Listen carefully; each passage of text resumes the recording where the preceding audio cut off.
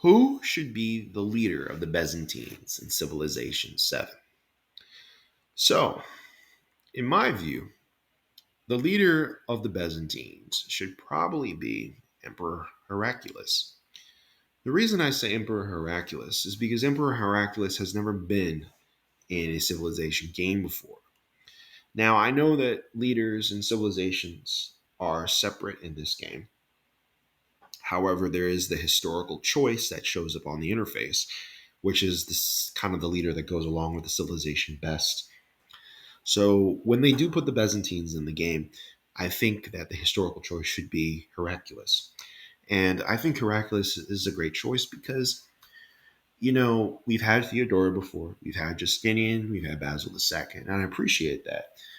I think Heraclius is a nice transition between the kind of classic empire that had become Christian, which I say begins with Emperor Arcadius, 395 AD, goes all the way up to Emperor Phocas being overthrown by Emperor Heraclius and his father when they embarked from Carthage to start their revolt against Emperor Phocas in 610 AD. And Emperor Heraclius comes back to Constantinople. He rescues the empire from defeat by the Sassanids, who were trying to recreate the Achaemenid Empire, which had almost conquered classical Greece, and was stopped by the cooperation of the Greek city states such as Athens and Sparta. But in many ways, Emperor Heraclius, his story is a tragedy in some sense, if one thinks about the tides of history, in a sense, because he is the last gasp of the classic Roman state, which was now a Christian state in its ethics, how it expressed itself. Even though its Christianity wasn't the kind of social club that Americans are used to, it was still a very much Roman, a serious culture, society. But, this was kind of the last gasp of that mixture of state, the Roman state, the classical Roman state that had started on the banks of the Tiber.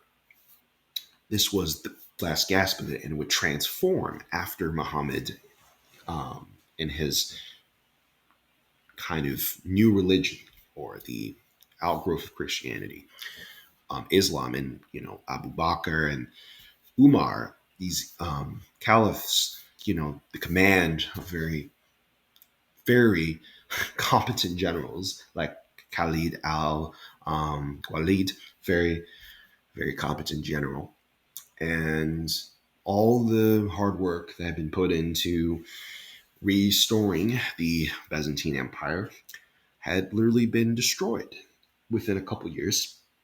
And the Muslim Caliphate would spread its arms within 100 years. The Umayyad Caliphate, which succeeded the Rashidun Caliphate, would stretch all the way from Central Asia all the way to southern Spain.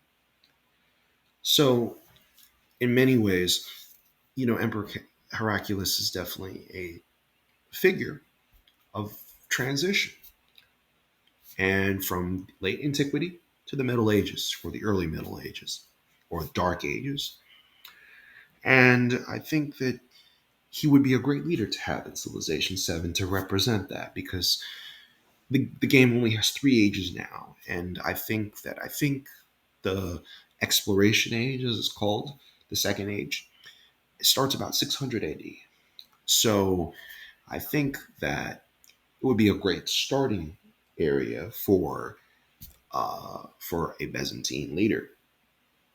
And we haven't had Heraclius before, so he's not overexposed as some other leaders are. And I think it would promote some interest in Heraclius again, because I know the Civilization Games is probably one of the most, this is where most history is taught now outside of school. I mean, most people in the Middle Ages, at least the ones who read, who were literate, would know about Heraclius. The Muslims would know about Heraclius. I think more Muslims know about Heraclius now than Christians. But I think it would be a great way to bring some light to the emperor, to learn more about him, to spread the knowledge about him by having him as leader in Civilization 7. Now, I'm not going to talk about, what abilities he should have, or that's generally not my interest. I'm more interested in just seeing the leader in the game. I think some people are more mechanical, more technical. I'm not really that kind of person.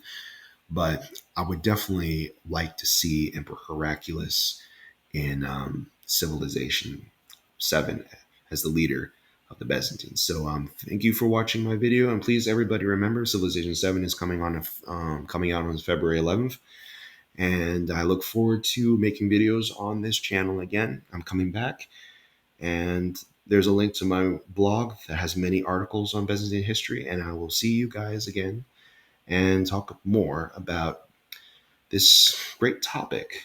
Byzantine history doesn't often get a lot of exposure on the internet, but I am happy to be back, and I will make another video very soon. Thank you for watching my video, and please remember to subscribe.